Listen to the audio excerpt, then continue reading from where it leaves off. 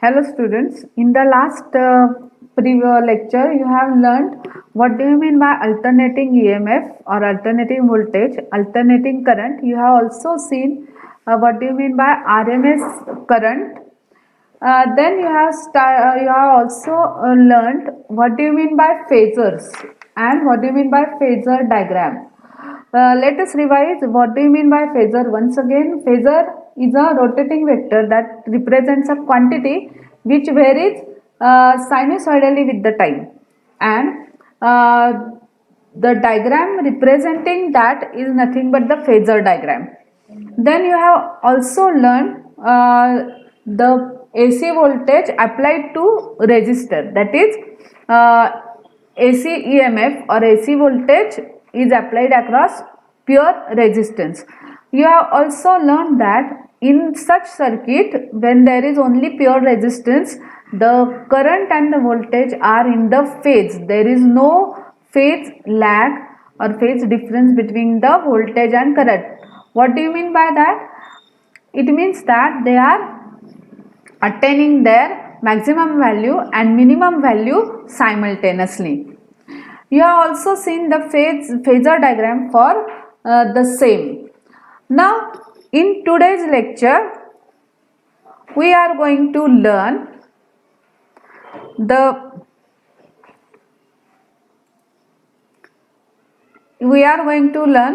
AC voltage applied to an inductor. Okay, we are considering a pure ideal inductor which will have negligible resistance, and we are applying AC EMF across it like this. Okay, now you can observe the key. As soon as the key is closed, the current will start flowing through the circuit. But you have already learned what do you mean by inductor, what do you mean by self induction, etc. Now, as we have applied AC EMF, the AC current will start flowing. Now, this current will vary from 0 to maximum value, and again 0 to minimum value. That also you have learned. Now, you have also learned that whenever we are placing a current carrying conductor, when we are having current carrying conductor, it produces magnetic field in a space around it.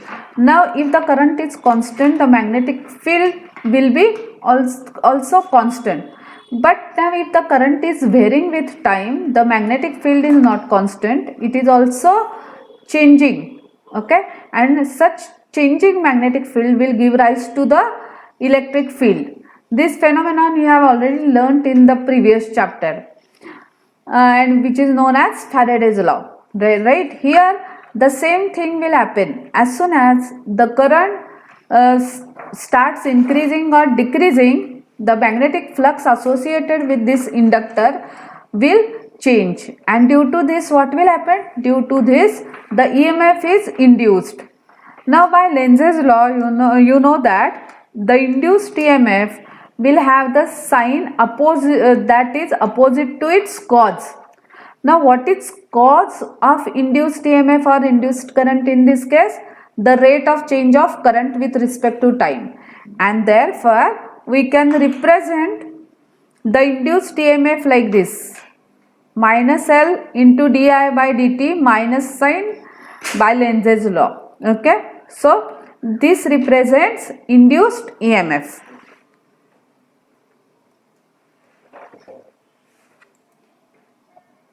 Now, here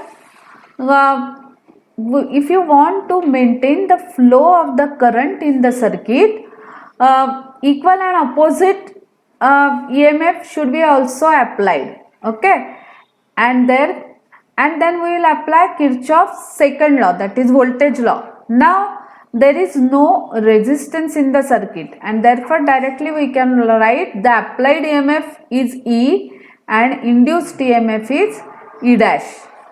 Okay, they are their algebraic sum is 0, and therefore we can write this as E is equal to minus E dash. Let us substitute the value of E dash, it is minus L into di by dt. So this becomes E is equal to L into di by dt. Therefore here di will become E upon L into dt. Now what we will do? We will integrate on both the sides. Let us integrate. Integration of di, integration of E upon L dt. Now E is nothing but E0 sin omega t. So we can write like this. Let us substitute E0 sin omega t for E, and therefore we are having integration di is I, integration E0 sin omega t upon L dt. Now E0 and L are constant, so we have taken it out of the integration sign. Integration of sin omega t is minus cos omega t upon omega plus constant of integration. Now you can observe this term. Okay.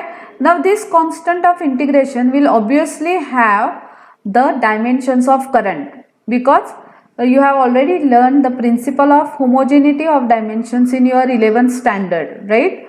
Now this term will also have dimensions of current, and therefore constant will also have dimensions of current. Okay. Now since this is constant, it will not have this constant of integration will be time independent. It will not depend upon time. Okay. And also it is having the dimensions of current. Now since this current which we are considering is alternating current, it will keep on changing its value, right, with respect to time, and therefore we can claim that this constant of integration is 0, because this constant of integration is time independent and it is having the dimensions of current, right? It means that if let us assume that the constant is non-zero. If the constant is non-zero, it will have the term in terms of current which will be time independent. But this is contradiction, because our current is varying with respect to time sinusoidally. Okay, because it is alternating current, and therefore constant of integration is 0, right? And therefore we can write this as I will be equal to minus E0 upon omega L into sine of, now instead of cos omega t, by trigonometry we can write it as sine of pi by 2 minus omega t. Okay. Now therefore we can write this term as I is equal to E0 upon omega L. We will now absorb this negative sign over here. It will be sine of omega t minus pi by 2. Okay. And finally we are having the expression for current as I equal to I0 sine of omega t minus pi by 2. Now if you remember our expression, here we have substituted it. What was the expression for EMF? It was E0 sine omega t. And now what is our expression for current? It is I equal to I0 sine of omega t minus pi by 2. It means that as you have learnt in the previous lectures, the term in the bracket represents the phase of the voltage or current. Now here you can observe that the phase of the current is omega t minus pi by 2. So it is lagging behind the voltage by how much quantity? Pi by 2 radians. Okay, or 90 degrees. Are you getting it? Now therefore we can say that in pure inductor the current lags behind the voltage by pi by 2 radians. We have learned that the voltage leads the current by pi by 2 radians or 90 degrees. Now let us draw the graph of E versus I. uh, E and I versus omega t, that is phase angle. Okay, now this solid graph represents the graph of E versus omega t, and the dotted sine wave represents the graph of current versus omega t. Now you can observe that at pi by 2 the EMF is attaining its maximum positive value, and at that time the current is attaining zero value because the current is lagging behind the EMF by pi by 2 radians. Now at this point you can observe that the EMF is attaining the value 0, and at this point the current is attaining the maximum positive value, which again representing that the current is lagging behind the voltage by pi by 2 radians, or the voltage is leading the current by pi by 2 radians. Now here we are in a position to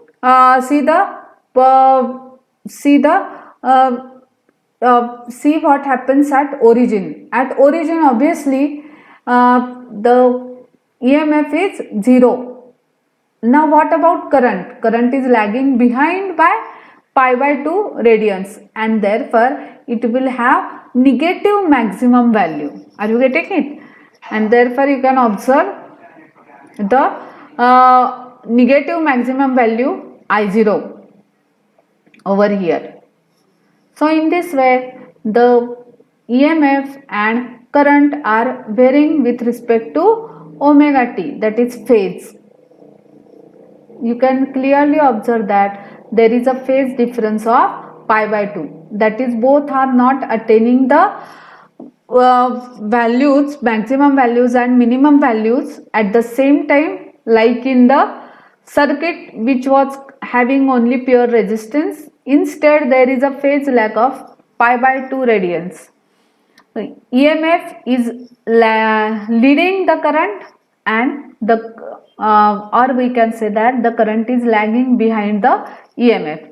The simple trick to remember this is, you can remember this as ELI, right?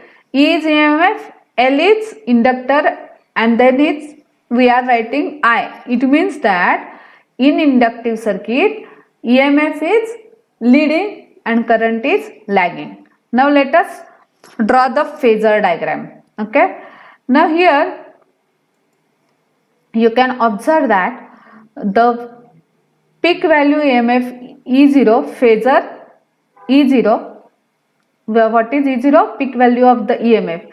It is making an angle of omega t in anticlockwise sense or anticlockwise direction with the horizontal axis. Now as the current is lagging behind by 90 degrees, it is the phasor of current, that is peak value of the current I0, phasor of current, is making an angle of 90 degrees in clockwise direction. Are you getting it? It is making an angle of 90 degrees in clockwise direction with respect to E0 phasor. Okay, which clearly represents that the current is lagging behind the EMF by 90 degrees. Are you getting it? Now if you drop the horizontal lines on the respective axis, it will represent the values of the current and voltages at that time of instant. Now if you observe this equation once again, this equation is similar to that of Ohm's law, like this, E0 upon R. Okay, so it means that the inductor also opposes the flow of alternating current through it, and this opposition to this flow of the alternating current is nothing but the we will call it as inductive reactance. Okay, we will call it as inductive reactance, that is effective resistance offered by the inductor. Okay, and if you compare these two equations, what is this inductive reactance? It is equal to omega L, and we will denote it by capital X suffix L. Therefore, the inductive reactance, that is the opposition to the flow of the alternating current by pure inductor, is nothing but omega L.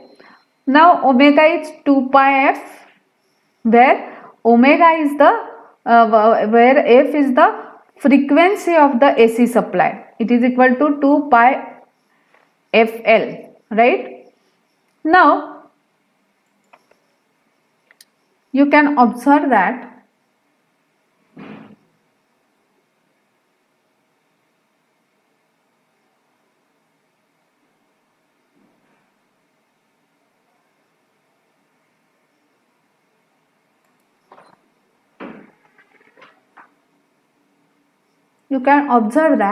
the dimension of inductive reactance is same as that of the resistance. If you have to find it out, you can find it on your own. The dimensions of inductive reactance is same as that of the resistance, and its SI unit is also ohm. Now for DC current, if you consider DC circuits, that is the EMF applied is DC, then obviously frequency is 0. Now if frequency is 0, XL will be 0, because what is XL? XL is omega L, and therefore the pure inductor will offer 0 resistance to DC, right? So it passes DC easily, but it will block AC. Why? Because it will have some frequency. As if it is having frequency, what will be XL? 2 pi FL. Now if this frequency is very high, the resistance offered by the conductor, that is inductive reactance, will be very high, and therefore for inductor we can say that it will pass DC current, but it will block the AC current of very high frequency. Is this clear to you? Okay. Then we will learn about capacitive circuit. We will learn about the AC circuit, AC capacitive circuit in the next video.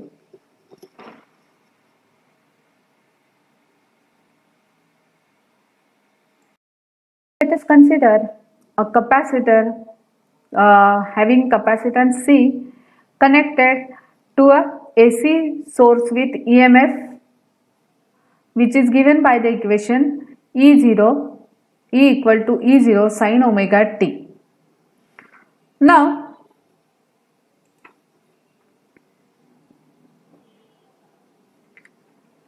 as the current flows through the circuit, it transfers the charge to the plates of the capacitor, and after the transfer of the charges, the potential difference is getting produced across the plates.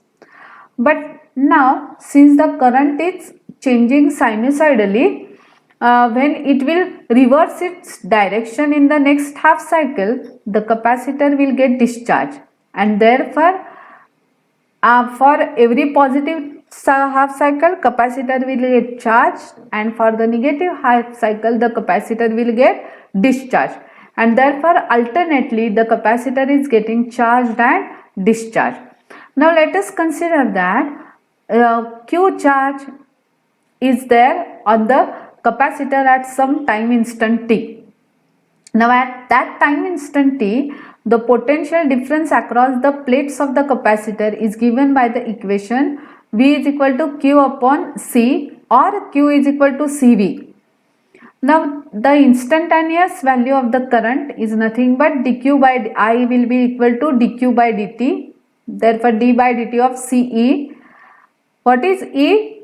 E is nothing but the EMF, instantaneous EMF, right? And therefore it is d by dt of Ce. Let us substitute the value of E. E will be equal to E0 sine omega t. Therefore this current will be equal to nothing but, now C is constant, therefore we will take it out of the bracket, that is since it is constant, we will not find out its derivative, therefore d by dt of E0 is also constant, so we have taken it out of the derivative term. We will find out derivative of only term sin omega t, so derivative of sin omega t is cos omega t into omega, therefore we have E0 c into cos omega t into omega. Now I can write this as E0 upon 1 upon omega c, which is equivalent to this only, cos omega t, and therefore I will write the current like this. Current is E0 into 1 upon omega c. Now instead of cos omega t, I will write it as sine of omega, sine of pi by 2 plus omega t, again using trigonometry. Cos of omega t is same as sine of pi by 2 plus omega t. Therefore the final equation of the current will be, I will be equal to E0 divided by 1 upon omega c into sine of omega t plus pi by 2. Okay, so this represents the current. What is voltage or EMF? It is E0 sin omega t. What is current? Current is nothing but I equal to, we will call this term as I0. Okay, we will call this term as I0, and therefore we will write this as I will be equal to I0 sine of omega t plus pi by 2. I0 is the peak value of the alternating current. Okay, now here we can observe that, you can observe that what was E? E was E0 sine omega t. What is I? I is I0 sine of omega t plus pi by 2. It means that current is leading the EMF by how much quantity? By pi by 2 radians or 90 degrees. Therefore in capacitive circuit we find that the current is leading the voltage or EMF, or the EMF is lagging behind. Now we can represent this graphically as in previous case. Okay, we'll on the y-axis we are plotting EMF and current, and on the x-axis we are having phase, we are considering phase, that is omega t. Remember, the terms in the bracket are nothing but the phases. Now here the solid graph is corresponding to EMF and the dotted graph is corresponding to the current. Now at time instant t equal to 0, the value of EMF is 0, but at that time instant the value of the current is maximum, and it is positive maximum. Are you getting it? Why it is positive maximum? It is maximum on positive side of the y-axis, because here the current is leading by 90 degrees. If you remember our inductive circuit, then in that case what was happening? The current was lagging behind by 90 degrees, and therefore when we were considering t equal to 0, the current was having maximum value on the negative y-axis, right, representing that the current was lagging behind. Here the current is having maximum value on positive y-axis, representing that in this case the current is leading the voltage. Okay, and by how much quantity? By 2 radians or 90 degrees. You can observe here, when the EMF is 0, the current is having maximum value at t equal to 0. Okay. Now at omega t equal to 0, at omega t equal to pi by 2, what is happening? EMF is attaining maximum value, but the current is attaining 0 value. So it is here what is happening? The EMF is attaining 0 value, the current is attaining its negative maximum value, and it will go on continuing. Okay. So this graph clearly represents the variation with respect to omega t. Now we will plot the phasor diagram. Okay. Now here E0 is representing, E0 is a phasor representing the peak value of EMF. It is making an angle omega t in anti-clockwise direction with horizontal axis. Okay. Now here I0 is the current phasor. Okay. I0 is a phasor. It is representing the peak value of the current. Now since the current is leading by 90 degrees or pi by 2 radians with respect to EMF or voltage, it is I0 phasor is making an angle of 90 degrees in again anti-clockwise direction. Okay, with respect to E0, right? So here I can write I0 as sine of omega t plus pi by 2. Are you getting it? So in this phasor diagram, it's clear that the current is leading the EMF by pi by 2 radians or 90 degrees. Now if you drop the perpendiculars on the respective current and voltage axis, we will get the instantaneous values. Okay. Now here the we can again, let us consider this expression I is equal to E0 upon 1 upon omega c into sine of omega t plus pi by 2. Now if you look at this expression, then we are calling E0 upon 1 upon omega c as I0.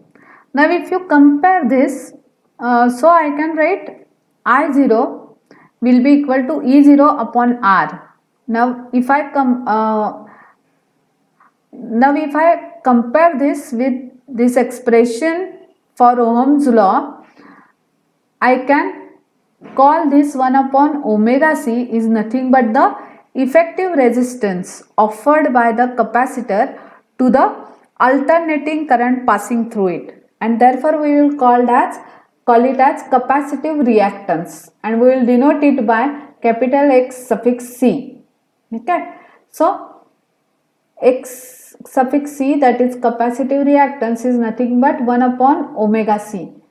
Now we know that omega is nothing but 2 pi f, where f is the frequency of the AC signal or AC supply, and therefore Xc is 1 upon 2 pi fc.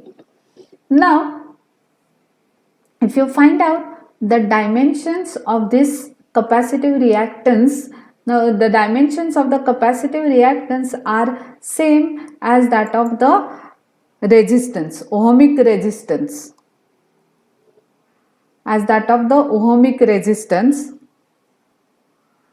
and it is having the same SI unit as ohm. Okay.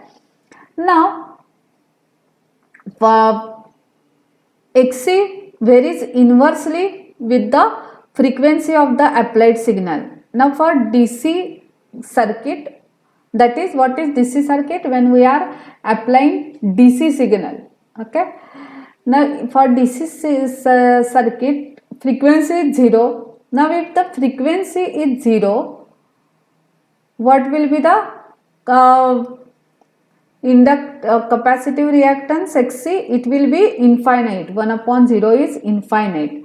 it means that the resistance offered by the capacitor to the DC current is infinite, and if the resistance is infinite, the current will not pass, and therefore the DC current will not able to pass through the capacitor, and therefore we say that the capacitor blocks DC.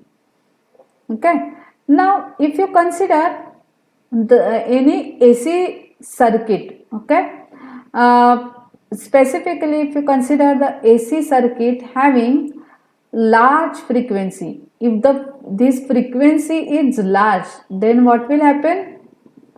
If the frequency is large, the capacitive reactance is small, and therefore